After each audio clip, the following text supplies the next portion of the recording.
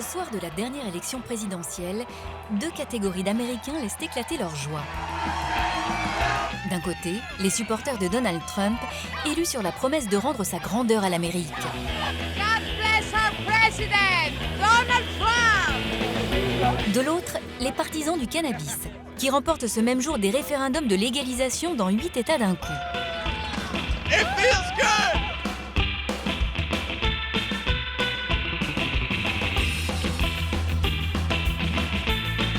Une véritable marée verte déferle sur les États-Unis. Chaque année, de nouveaux États légalisent le cannabis médical délivré sur ordonnance. D'autres vont plus loin encore. Certains États ont déjà choisi de mettre l'herbe en vente libre. Dans une large moitié des États-Unis, l'herbe a quitté le monde souterrain du trafic, des dealers et des cartels, pour s'épanouir en pleine lumière. Elle est le produit vedette d'une nouvelle génération d'entrepreneurs qui se voient comme les pionniers du XXIe siècle, prêts à tout pour développer leur commerce au nom de la liberté individuelle et des dollars. Bienvenue au pays du cannabis-business.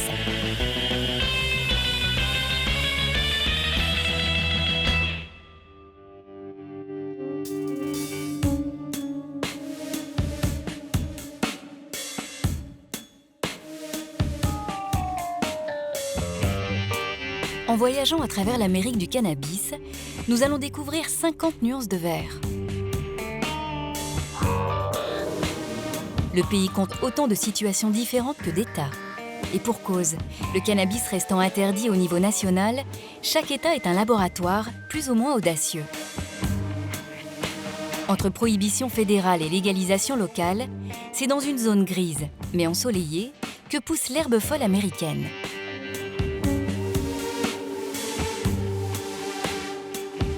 Point de départ obligé de notre périple, la Californie, l'État le plus riche et le plus peuplé du pays.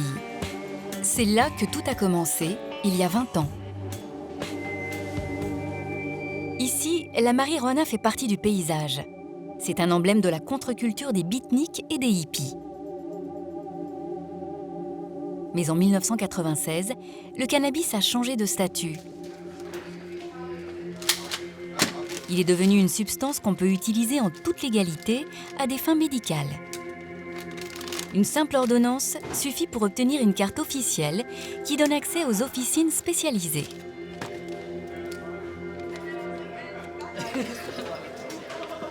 Voici à quoi ressemble aujourd'hui un dispensaire de cannabis médical à Oakland, dans la banlieue de San Francisco.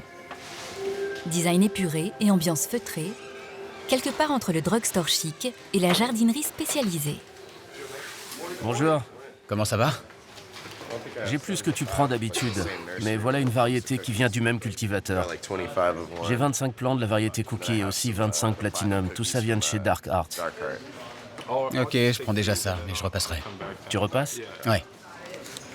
Chez Harborside, les clients ne sont pas des clients, mais des patients. S'ils viennent ici, c'est pour se soigner, pas pour planer, même si le cannabis qu'ils achètent a bien les effets psychotropes habituels. Ils peuvent choisir entre des centaines de produits. L'herbe est disponible dans une trentaine de variétés différentes, chacune avec ses propres spécificités. Elle s'achète brute ou bien en joint déjà roulé, prêt à être fumé.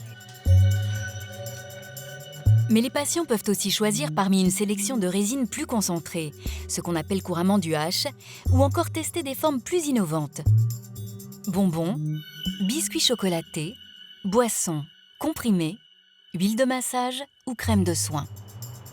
Le patron du dispensaire, Steve D'Angelo, incarne cette révolution verte qui secoue l'Amérique. Aujourd'hui homme d'affaires avisé, il a participé au combat des années 80 et 90 pour la reconnaissance des bienfaits thérapeutiques de la marijuana. L'adoption d'une loi sur le cannabis médical la première au monde, est une conséquence directe de la crise du sida à San Francisco dans les années 80. Il y avait des enterrements tous les week-ends. Partout dans la ville, des gens mouraient. Tout le monde connaissait des malades du sida de près ou de loin. Les malades avaient de telles nausées qu'ils ne parvenaient plus à s'alimenter, maigrissaient et finissaient par mourir. D'où le cannabis. Tout le monde a entendu parler des fringales liées au cannabis. Eh bien, ça marchait vraiment et ça aidait les malades à reprendre du poids. Et en les aidant à s'alimenter et à reprendre des forces, ça leur permettait de tenir le coup beaucoup plus longtemps. Quand on a compris ça, on s'est mis à se procurer du cannabis pour en donner à d'autres malades. Et c'est pour ça qu'il fallait changer la loi. Parce que nos amis étaient en train de mourir et que la police nous empêchait de leur venir en aide. C'était une réponse à un besoin immédiat, pas une stratégie. Il s'agissait juste de sauver des vies. Au-delà du sida, le cannabis est couramment prescrit en traitement d'appoint de nombreuses maladies, comme la dépression, l'arthrose, l'anorexie, la sclérose en plaques ou certains cancers.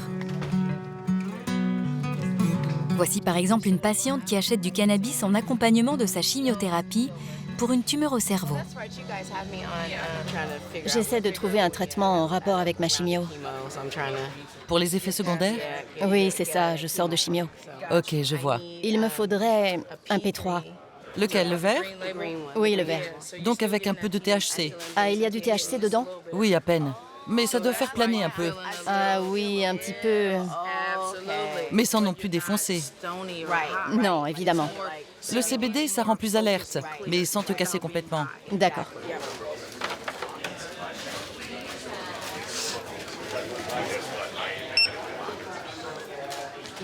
Côté douleur, ça va vraiment mieux. Pour l'élocution et les tremblements aussi. Super. C'est bien d'être venu nous voir. Je continue à avoir des nausées de temps en temps.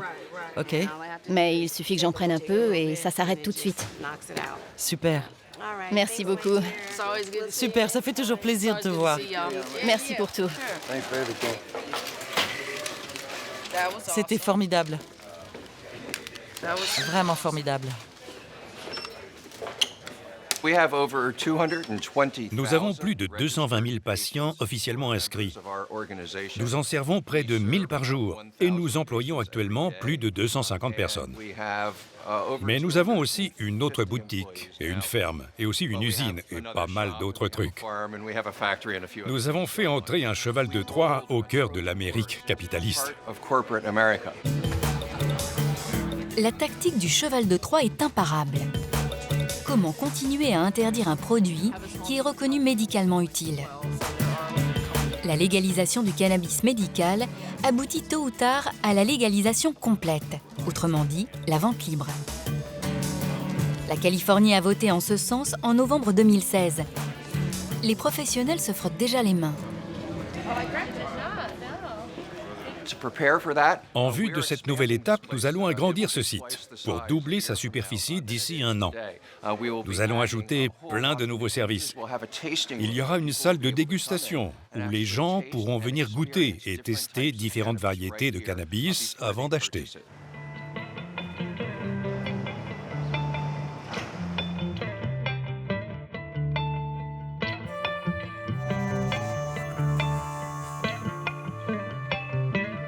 Comme tout bon businessman, Steve DeAngelo a anticipé. Bien avant le résultat du référendum, il a racheté des serres horticoles à 2 heures de route de son quartier général d'Oakland, dans la vallée de Salinas, où la traditionnelle laitue est en passe d'être détrônée. Avec son climat tempéré et son ensoleillement maximal, la terre natale de l'écrivain John Steinbeck est un terroir idéal pour la culture du cannabis.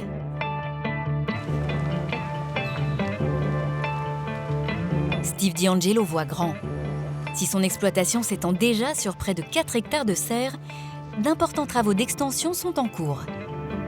Quant aux 25 salariés, ils seront rejoints dès l'an prochain par une centaine de nouveaux collègues. L'homme qui veille sur les lieux est un ancien horticulteur local qui soigne ses plants de cannabis comme autrefois ses roses et ses pivoines. Je n'ai jamais vu autant de changements dans l'économie des serres que ces 12 derniers mois. Heureusement, on a investi de bonne heure, parce qu'on a commencé à chercher il y a 2 ans. Mais ceux qui ont débarqué ces derniers mois paient sans doute 4 à 6 fois plus cher que le prix normal du marché. Voyez, juste à côté de nous, il y a une exploitation avec des serres qui est restée en vente des années pour $1 million sans trouver preneur. Et avec le rush du cannabis, elle est partie pour 4,2 millions. Pour moi, c'est très excitant de voir toutes ces serres qui redémarrent. C'est le business idéal en ce moment dans cette vallée. On dit toujours que l'agriculture va où va l'argent. Alors, si le marché est bon pour le cannabis, vous allez voir que les agriculteurs vont très vite s'y mettre dans les années qui viennent.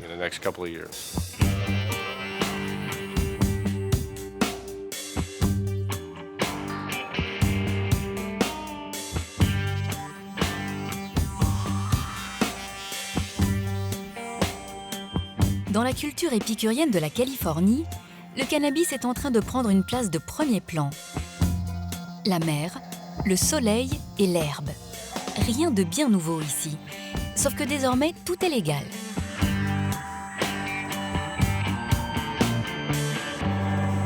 Et très juteux, les militants pro-cannabis qui se battaient hier pour la liberté de fumer ont bien compris que le profit était la meilleure arme pour changer le monde. Ils ne comptent plus les étoiles, mais les billets. Chaque décennie, il y a 1 ou 2 booms économiques qui retiennent l'attention du public et qui créent des opportunités de richesse fabuleuses. C'est le cas du cannabis pour la décennie actuelle. En 2016, le marché légal représentait 6,7 milliards de dollars en Amérique du Nord, une progression de 34% par rapport à 2015. Il n'y a simplement aucun autre marché de cette taille dans le monde qui se développe à un tel rythme. Vous savez, je milite pour la légalisation du cannabis depuis que j'ai 18 ans. Nous nous servons du business pour atteindre nos objectifs politiques. En bref, si vous voulez faire bouger les choses ici-bas, trouvez le moyen que ça rapporte de l'argent et ça ira beaucoup plus vite.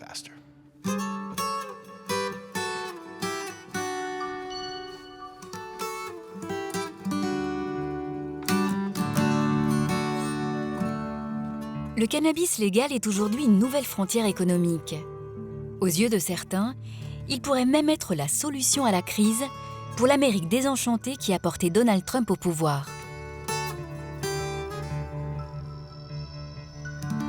Adelanto, à 50 km à l'est de Los Angeles, illustre bien l'envers du rêve américain. Aucune trace ici de la formidable prospérité californienne. Une base militaire désaffectée a laissé place à un pénitencier déprimant.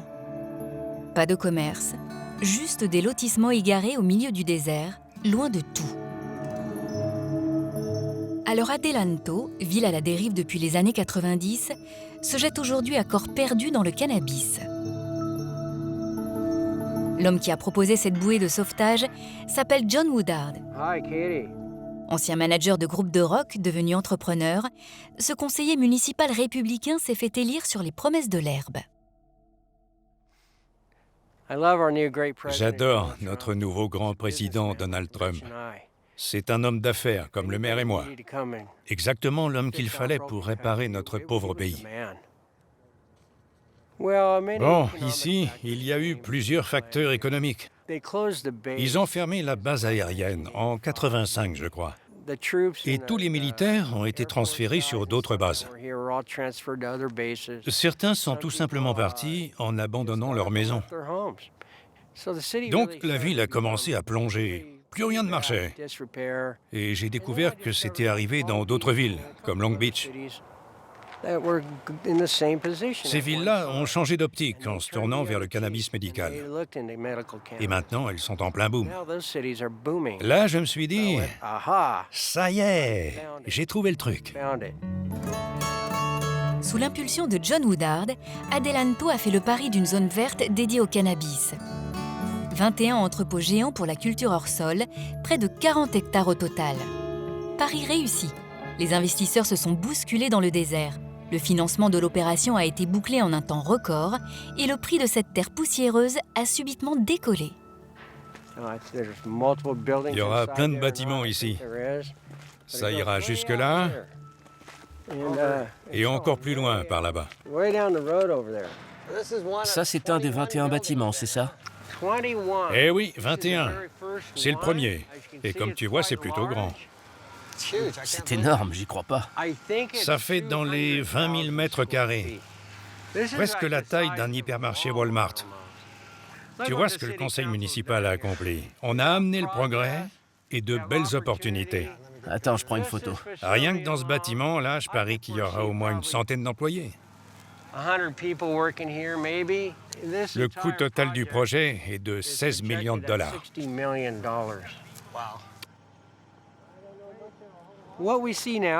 Maintenant, il y a des gens qui viennent s'installer ici. Il y a de l'argent qui arrive. Il y a de nouvelles constructions. D'ici 2 ans, vous ne reconnaîtrez même plus cet endroit.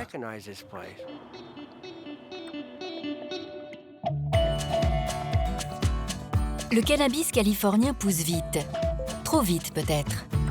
À quoi ressemblera l'état de la côte ouest, considérée comme la 6e puissance économique mondiale, quand cette nouvelle industrie tournera à plein régime? Pour entrevoir la réalité de demain, l'aventure du Colorado, révolutionnaire en herbe, est instructive. Jusqu'à peu, cet état des montagnes rocheuses était avant tout connu pour ses stations de ski chic et pour une sensibilité écologique peu commune aux États-Unis. Un état pionnier pour les énergies renouvelables et la protection de l'environnement. Sa capitale, Denver, est la championne américaine des pistes cyclables. Mais en 2014, l'image du Colorado a changé. Les électeurs de l'État ont défié la loi fédérale. Ils ont exigé par référendum la vente libre du cannabis. Et les autorités locales ont suivi. Here's a message from the state of Colorado to the state of Colorado. Now that marijuana is legal here, we've all got a few things to know. But instead of just telling you what you can't do, we're going to tell you what you can do too. Here we go. If you choose to use, don't drive high. Instead, just walk or skip or catch a ride. You can even frolic or stroll or run. Just remember, you gotta be 21. That's to have and to hold and to buy and to use. Visit goodtoknowcolorado.com for more info. Because when it comes to marijuana, it's good to know.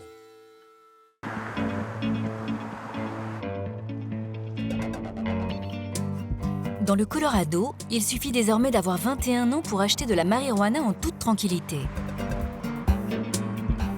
Le boom est immédiat. La seule ville de Denver compte plus d'une centaine de boutiques. Ces cannabis shops sont souvent de petite taille, chacune avec ses spécialités bien connues des habitués. On trouve même dans les environs des stations-service où l'on peut faire le plein en herbe comme en carburant. Dans le centre-ville de Denver, les boutiques accueillent sans cesse de nombreux touristes néophytes attirés dans le Colorado par les odeurs de marijuana. Bonjour, comment allez-vous? Je vais jeter un œil à votre carte d'identité. Vous avez des joints pré-roulés? Oui, on a des pré-roulés. Merci. Vous connaissez la différence entre les Indica et les Sativa? Oui, je lui ai expliqué que les Sativa défoncent moins que les Indica. C'est ça. Je te l'avais bien dit. Je vais vous donner un truc pour vous en souvenir. L'Indica, ça casse. C'est beaucoup plus relaxant. Il faut rester allongé. Donc souvenez-vous, Indica, Indicas. D'accord. Voilà, n'hésitez pas à regarder et à sentir, mais sans toucher par contre. Oh, elle sent bon celle-là.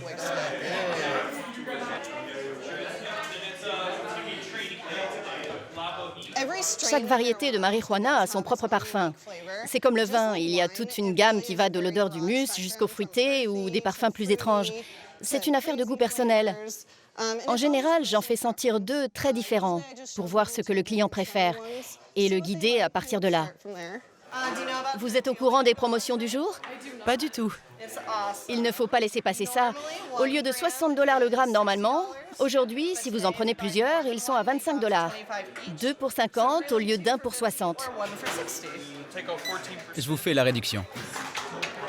Le Colorado est devenu le laboratoire américain du cannabis légal. Légaliser toute la chaîne, depuis la ferme jusqu'à la boutique, personne ne l'avait jamais fait dans le monde. Pour comprendre l'impact de cette révolution verte inédite, le gouvernement de l'État a dû s'attacher les services d'un économiste. Le cannabis fait partie des choses qui attirent les gens ici. Il suffit de voir le nombre de grues de chantier, le nombre de logements en construction ou de restaurants qui ouvrent chaque mois, le nombre de sociétés qui installent des bureaux ici. Tout cela indique, à mon sens, que le cannabis a sur l'économie locale des effets positifs plutôt que négatifs. En fait, les 1,3 milliard de ventes ont eu un impact économique total de 2,7 milliards et ont créé 23 500 emplois. Denver aujourd'hui, c'est un peu la Silicon Valley du cannabis. Et ce n'est pas tout. Le commerce de la marijuana rapporte 120 millions de recettes fiscales supplémentaires par an. L'État du Colorado a choisi de les affecter à la réfection des écoles et au programme d'information et de prévention sur la drogue destiné aux ados. Autre conséquence immédiate de ce boom de l'or vert, Denver a vu apparaître un nouveau tourisme insolite, centré sur la dégustation du cannabis. Par exemple, pour 70 $, on peut apprendre à la fois à rouler un joint et à rouler des sushis. Bonjour à tous, je m'appelle Calix et je vais vous apprendre comment rouler un pétard avec un embout en papier. Ça vous fera l'équivalent d'un filtre comme sur une cigarette. On va commencer par moudre la marijuana. Les trucs devant vous, ça sert à moudre.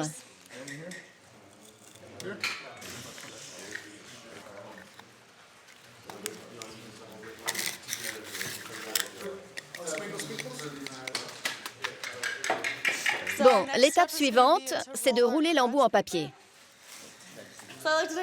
Et puis, avec la main directrice que voilà et l'index, on prend l'embout dans l'autre main et avec la main directrice, on va charger l'herbe tout du long. Il faut la répartir aussi également que possible.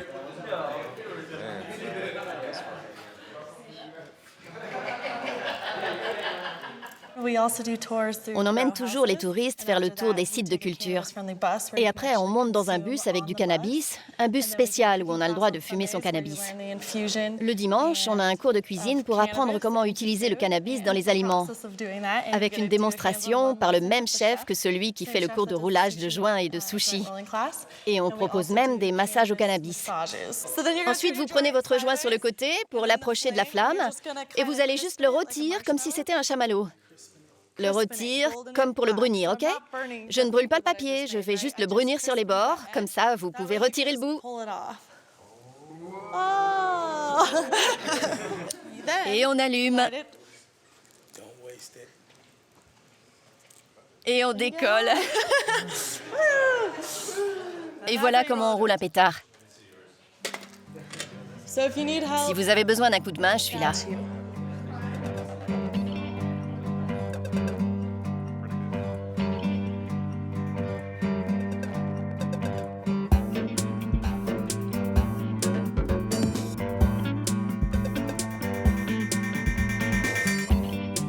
Du côté du gouvernement du Colorado, l'ambiance n'est pas exactement à la gourmandise. Pas facile de se retrouver champion américain du cannabis alors que l'herbe est toujours interdite par les autorités fédérales. Le FBI pourrait donc fermer du jour au lendemain tous les commerces liés à la marijuana. Au tout début de la légalisation, j'étais contre. Pratiquement tous les élus de l'État étaient contre. D'abord, on n'avait pas envie de se retrouver en conflit avec la loi fédérale. Ensuite, on avait peur que les jeunes se disent « c'est OK de fumer » et qu'il y ait une hausse brutale de la consommation. Mais jusqu'ici, il n'y a eu aucune augmentation spectaculaire de la consommation chez les jeunes ou les ados. En fait, aucune augmentation dans aucune classe d'âge, sauf chez les seniors, dans la dernière enquête. Les gens de plus de 65 ans consomment davantage qu'il y a 3 ans. Mais sinon, aucun changement important. On a légalisé la marijuana et en fait, il ne s'est rien passé. Voilà, le soleil se lève toujours à l'est et se couche à l'ouest, et on ne voit pas les gens provoquer des accidents de la route, courir dans tous les sens ou faire des trucs de dingue.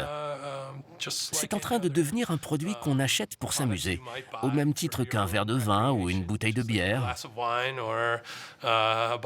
Toute cette croissance à laquelle on assiste, c'est tout simplement le marché noir qui bascule dans la légalité. La légalisation a provoqué une nette diminution du marché noir, mais il n'a pas disparu pour autant. L'herbe légale n'étant accessible qu'aux plus de 21 ans, les consommateurs les plus jeunes continuent à se tourner vers les dealers. Vous savez, les dealers se moquent bien de savoir à qui ils vendent. Alors, si on réussit à se débarrasser du marché noir et à diminuer le nombre de dealers, ça deviendra beaucoup plus difficile pour les gamins de se fournir en marijuana. C'est vrai qu'on n'est pas à l'aise avec le fait d'être en conflit avec la loi fédérale. On admet que c'est un problème, mais quand même, aujourd'hui, 60% des Américains vivent dans un État où la marijuana est légale, qu'elle soit médicale ou récréative. Vous ne pouvez pas ignorer 60% des citoyens. Ça va être une des grandes expériences sociales de cette première moitié du siècle. Et il est sans doute temps de laisser cette expérience continuer avant de juger si elle a des chances de réussir.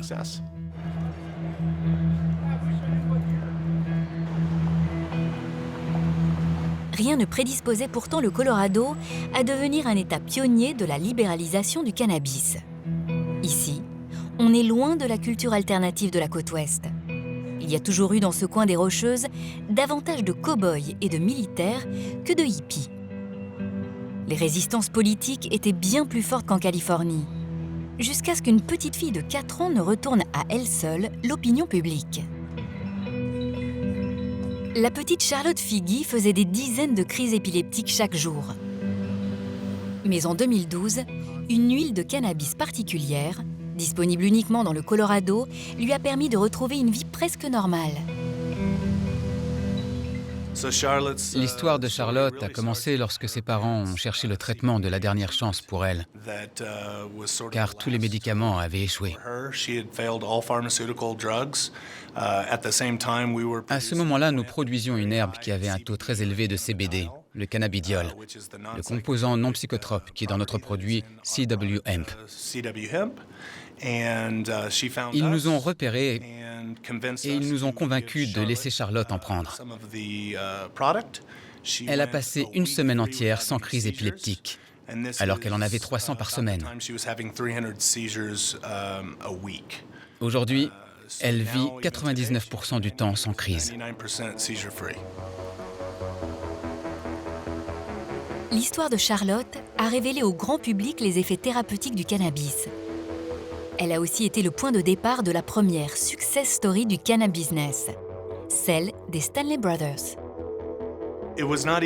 Ça n'a pas été facile au début avec Charlotte, parce que c'était une petite fille de 5 ans. On était persuadés que le cannabis était sans danger, mais en donner à une petite fille, c'est une autre histoire. Dans notre cas, il fallait l'accord de 2 médecins. Donc Charlotte a dû voir 2 docteurs qui ont approuvé chacun le traitement. Après, lorsqu'on a vu comment ça marchait pour Charlotte, on a compris que ça allait avoir un énorme effet et que les barrières allaient tomber dans les années suivantes. Installé à Boulder, au nord-ouest de Denver, le laboratoire des Stanley Brothers a mis au point le dérivé cannabique le plus vendu au monde, qu'ils ont baptisé Charlotte's Web.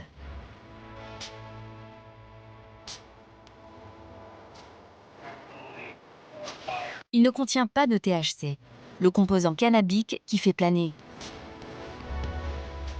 Son efficacité repose sur un autre composant, le CBD, ou cannabidiol, aux effets calmants et anti-inflammatoires.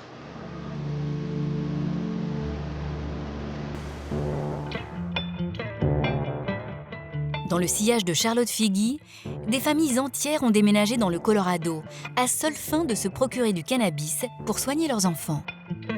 Mais l'huile de cannabidiol, mise au point pour Charlotte, ne marche pas pour tout le monde. Il faut dans certains cas lui ajouter du THC.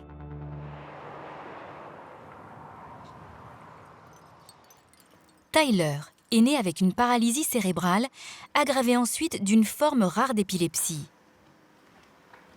Ses parents ont découvert que le cannabis réduit la violence de ses crises, mais faute de recherche médicale, il n'existe aucune information précise pour définir le dosage ou la composition.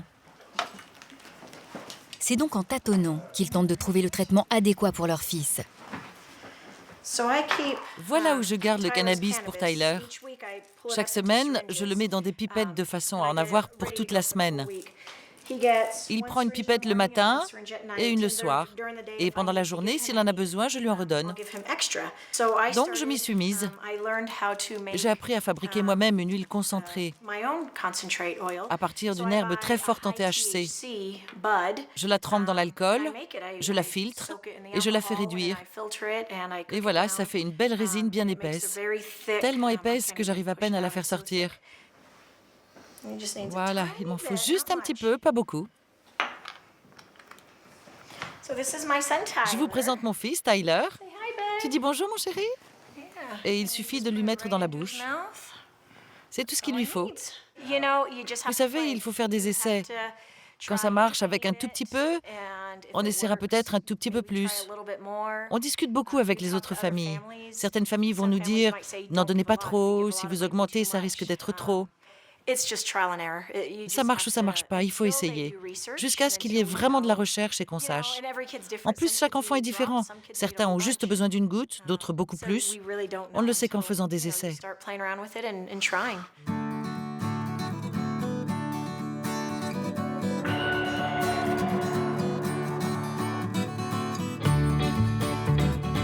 Pour les scientifiques, le cannabis est un continent vierge à explorer d'urgence. À l'Université du Colorado à Boulder, comprendre cette plante si particulière est même un objectif prioritaire. Le département de biologie s'est engagé dans une course contre la montre. Son but, parvenir avant tout le monde à établir la carte du génome de la marijuana. À la clé, il y a un véritable jackpot économique sous forme de brevet, tant les applications pharmaceutiques s'annoncent prometteuses. Ainsi est né le groupement de recherche sur le génome du cannabis, qui réunit une dizaine de chercheurs. Daniela Vergara est l'une de ses fondatrices. On a mis en évidence le système endocannabinoïde, qui affecte un grand nombre de nos fonctions biologiques. En voici quelques-unes. La douleur, les convulsions, la nausée, l'appétit, l'humeur, la mémoire. Et la difficulté avec le cannabis, c'est qu'il n'y a pas qu'un seul composant. Le cannabis est la drogue la plus consommée au monde. Et on sait très peu de choses à son sujet. On sait qu'il y a autant de différences entre les variétés de cannabis qu'entre nous et les chimpanzés, ce qui fait beaucoup de diversité. Si vous voulez faire pousser une variété particulière pour obtenir des propriétés spécifiques, il vous faut une carte. Vous devez savoir où se trouvent dans le génome de la plante les gènes liés à la production de tel ou tel composant qui soignent les gens, par exemple, pour l'épilepsie ou pour la douleur. Donc, si on parvient à décrypter le génome de la plante, on pourra faire des variétés spécifiques qui soignent telle ou telle maladie. C'est plus long que pour d'autres végétaux, mais on est en train d'y arriver.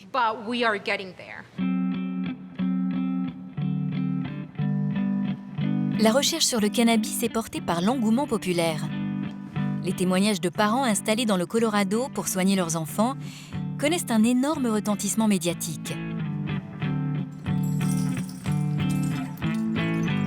Aujourd'hui, les porte-paroles les plus efficaces du cannabis légal ne sont plus des amateurs de pétards, en dreadlocks, mais des enfants malades.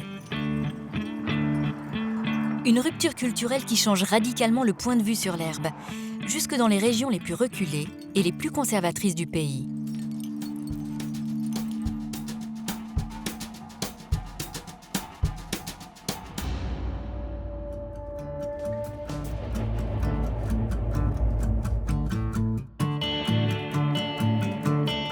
Le Dakota du Nord est un des États les moins peuplés des États-Unis, avec 4 habitants au kilomètre carré.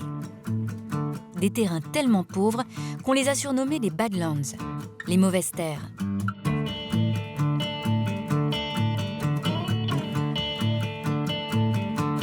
Pas grand-chose à voir ici, à part les derniers troupeaux de bisons et les puits d'extraction du pétrole de schiste qui pullulent depuis une dizaine d'années.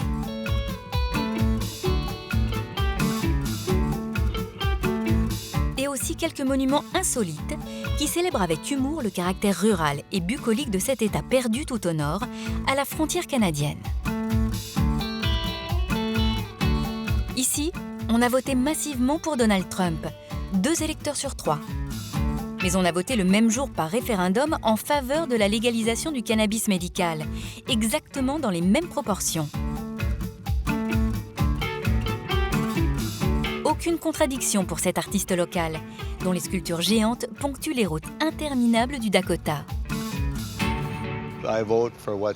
Je vote pour ce qui me paraît le mieux pour le peuple américain. Et au point où on en est dans notre histoire, je me suis dit qu'il fallait changer de gouvernement, avoir moins d'État et aller vers les gens. C'est pour ça que j'ai voté pour Trump. J'ai voté aussi pour la marijuana médicale. Je pense que le cannabis peut aider à rendre sa grandeur à l'Amérique, parce que c'est un produit qu'on peut utiliser de milliers de façons différentes. Et dans une communauté rurale comme la nôtre, qui fait de l'élevage, je pense que le chanvre est une culture qui pourrait aider nos agriculteurs. Et pourtant, la victoire du cannabis médical lors du référendum a surpris tout le monde ici. À Fargo, la plus grande ville de l'État, nous avons rencontré le couple de retraités à l'origine de ce basculement spectaculaire.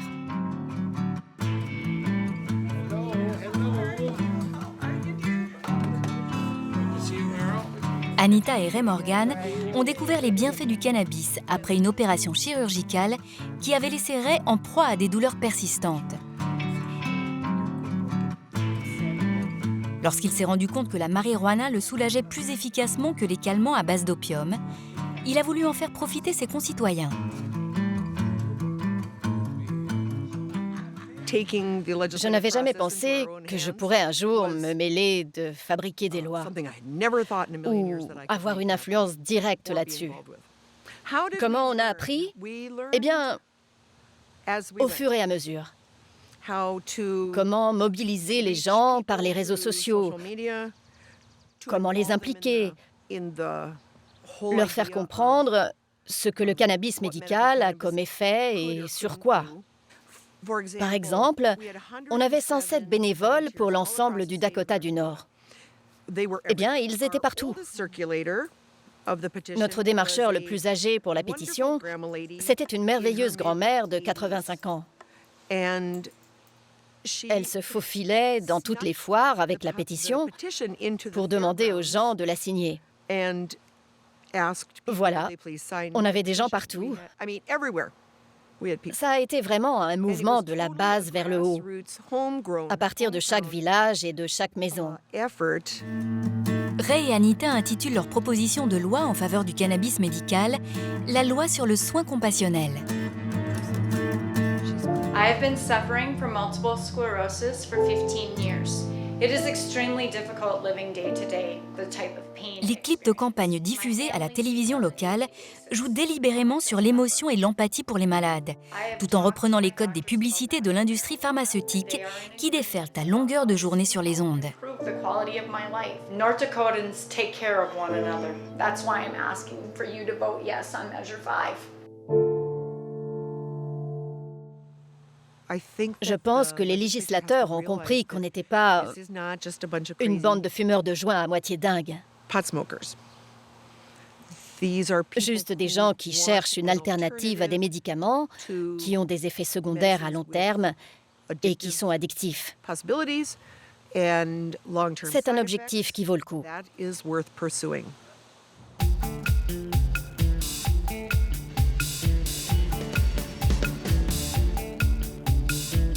Pas si simple pourtant de transformer un référendum en loi. Dans le Dakota du Nord, les élus locaux traînent les pieds pour définir les modalités d'application. À Bismarck, la capitale de l'État, nous sommes allés à la rencontre de Richard Wagner. Il siège au Sénat local où il est le chef de la majorité républicaine. Il se définit lui-même comme un chrétien conservateur, farouchement opposé au cannabis comme à toutes les drogues. On se rend bien compte de ce qui se passe dans les autres États, en particulier au Colorado. Et on ne veut pas de ça ici. Je suis persuadé que la marijuana mène à d'autres drogues, qui mènent à la délinquance. Ça affecte les travailleurs, ça affecte les employés, ça rend tout le monde moins productif. C'est ça que je redoute, une détérioration de notre société.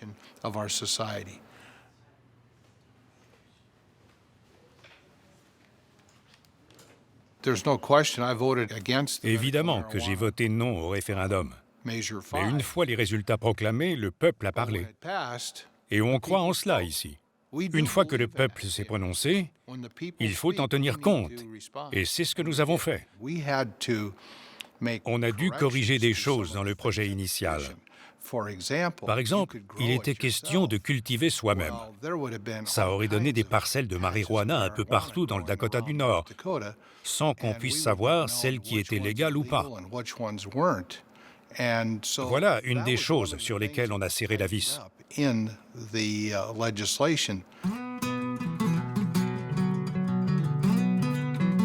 Le projet d'origine prévoyait l'autoculture, car les distances sont énormes ici. Le Dakota du Nord couvre en superficie un tiers de la France. L'hiver est long et rude, la circulation difficile. Et pourtant, les autorités ne prévoient pour l'instant d'attribuer de licences qu'à 8 commerçants dans l'ensemble de l'État. Et c'est beaucoup trop peu aux yeux des militants qui ont porté le référendum. Il a fallu faire des compromis. Alors, des gens nous ont dit « Vous auriez dû aller devant les tribunaux, il ne fallait rien changer au projet. » Et là, vous vous dites « D'accord, mais ça aurait tout bloqué. » Donc, on a renoncé à certaines choses, en espérant que les services de santé tiendraient parole quand ils nous ont dit « Tout sera en place d'ici un an. » J'espère juste qu'on a fait les bonnes concessions. Ça me tracasse encore aujourd'hui. L'exemple du Nord Dakota montre bien que la révolution cannabique est en marche. Les professionnels du secteur sont plus que jamais dans les starting blocks.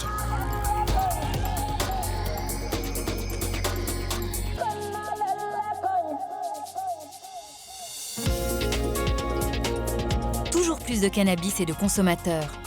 Un marché aux possibilités d'expansion gigantesques. La bonne humeur règne au Salon mondial du cannabis, organisé pour la 4e année de suite à New York, juste à côté de Times Square. La ville de tous les excès et de toutes les cultures, mais aussi capitale des affaires, ne pouvait pas rester indifférente au boom vert.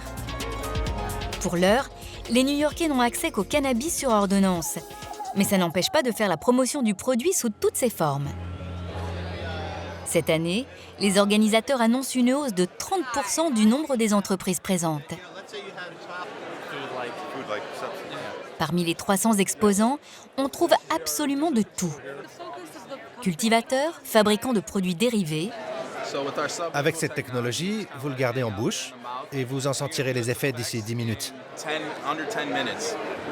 Vendeurs de vapotes ou de matériel de distillation. Développeurs de logiciels. Si vous avez un cancer, une sclérose en plaques ou des crises épileptiques, notre appli va vous permettre de suivre vos progrès et votre dosage. Juristes, comptables ou investisseurs. Sans oublier les producteurs de granulés pour animaux. Et en prime, des personnalités tonitruantes pour faire le buzz. Comme Jesse Ventura, ex-catcheur professionnel et ancien gouverneur du Minnesota, converti aux bienfaits du cannabis. Donald Trump veut créer des emplois? C'est pas compliqué. Il n'a qu'à lever l'interdiction fédérale sur le cannabis. Je vais vous dire mon vœu le plus secret. Je veux être le premier homme politique, le premier élu, qui donnera son nom à une variété de marijuana. Tous les acteurs de ce nouveau business ont la même obsession. Se tailler une belle part d'un gâteau en pleine expansion.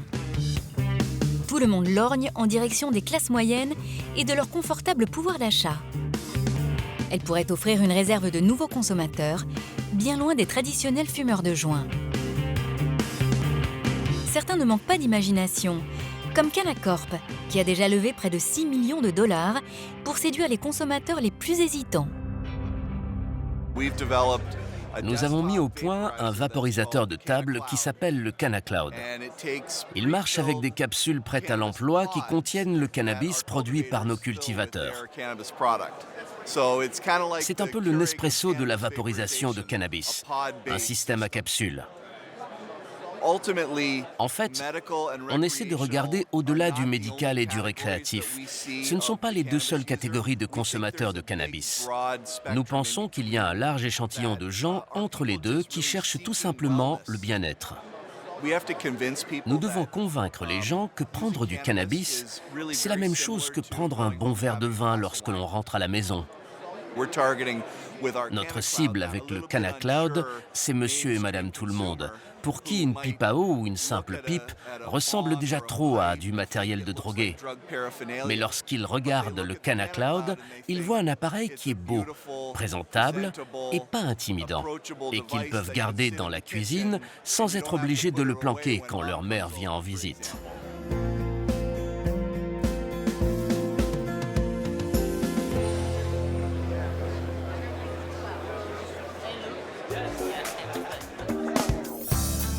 L'euphorie ambiante ferait presque oublier qu'une énorme incertitude plane toujours sur le cannabis. Son interdiction au niveau fédéral. Toute l'économie de l'herbe reste suspendue aux décisions politiques de la nouvelle administration Trump, qui pourrait choisir de faire marche arrière et d'imposer aux États une interdiction totale. Pour l'instant, Washington laisse faire, mais la menace est présente dans toutes les têtes. Roger Stone, un des anciens conseillers de Donald Trump, est donc présent à New York pour calmer les esprits. Nous, les conservateurs, nous sommes pour le respect du droit des États lorsqu'il s'agit du mariage gay ou lorsqu'il s'agit de l'avortement. Donc, si on veut être intellectuellement cohérent, il faut respecter les droits des États lorsqu'il s'agit du cannabis. Ensuite, lorsqu'on est fiscalement conservateur, il faut prendre en compte les centaines de millions de dollars que les ventes de cannabis légal rapportent aux États et aux comtés. Je pense que ces arguments vont convaincre les républicains. Je fais confiance à Donald Trump, que je connais depuis 40 ans. Il pense en dehors des cadres établis. Ce n'est pas un idéologue, mais un pragmatique qui ne s'intéresse qu'aux résultats. Et je pense qu'au vu de tous ces éléments, il ne pourra que suivre son instinct qui l'a déjà poussé à se prononcer en faveur des droits des États. Donc oui, je suis optimiste. Malgré les paroles rassurantes de Roger Stone, tous les acteurs du cannabis savent que la situation est mouvante. Donald Trump reste imprévisible sur ce sujet, comme sur bien d'autres. Et c'est bien au plus haut sommet du pays que va se jouer dans les années qui viennent l'avenir de l'herbe.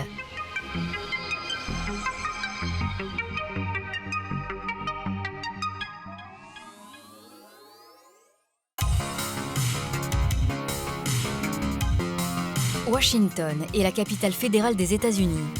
C'est là que se trouvent toutes les institutions politiques nationales. Ici aussi, le vent de l'histoire souffle dans le sens du cannabis légal. Dans les couloirs du Congrès, les politiciens de tous bords s'activent pour ramener à leur cause les États encore prudents et battre en brèche les réticences fédérales. En début d'année, des élus de droite et de gauche ont même formé un groupe parlementaire pro-légalisation. Parmi eux, figure un député conservateur de Californie, ancien collaborateur du président Reagan. Nos ressources financières sont limitées, comme celles de tous les gouvernements. Et je pense que c'est un énorme gâchis de dépenser de l'argent et le temps de nos policiers et magistrats pour essayer d'empêcher les gens de fumer de l'herbe dans leur jardin. C'est parfaitement ridicule. Et pour moi, c'est une question de liberté. Mais l'élément essentiel aujourd'hui, c'est de savoir ce que Trump va décider de faire ou pas. Et je ne suis pas tranquille. Je ne sais pas comment ça va tourner. Je vais faire de mon mieux pour en parler directement au président Trump, au moins quelques minutes. On verra si j'y arrive, et si ça a l'effet que j'espère. Ça me tracasse, mais bon, je suis un surfeur. Je ne prends pas les choses trop à cœur. Le principal allié de Dana Rohrabacher est son exact opposé politique, un démocrate écologiste et libéral de l'Oregon. Je pense que personne ne sait à quoi s'attendre de la part de ce gouvernement. Chaque jour, les gens vont de surprise en surprise, y compris ceux qui travaillent pour cette administration. Il n'y a aucune cohérence. Mais maintenant, les citoyens américains ont décidé d'aller de l'avant. Maintenant, nous avons une industrie en plein essor. Maintenant, il y a des millions de gens qui bénéficient de la marijuana médicale. Ce mouvement est irréversible. On ne peut plus revenir en arrière. Et il n'y aura plus jamais de président élu qui ne soit pas pro-cannabis. Les États-Unis sont aujourd'hui les leaders mondiaux du cannabis-business. Ils sont aussi le laboratoire où s'inventent les politiques qui permettent de réguler ce nouveau marché et dont s'inspirent déjà des pays comme le Canada, le Mexique ou encore la Colombie. À Los Angeles comme à Denver, à Boston comme à New York, l'industrie monte en puissance. Sous l'impulsion des lobbies, son expansion va encore s'accélérer dans les années à venir. Au point sans doute de frapper très bientôt aux portes de l'Europe.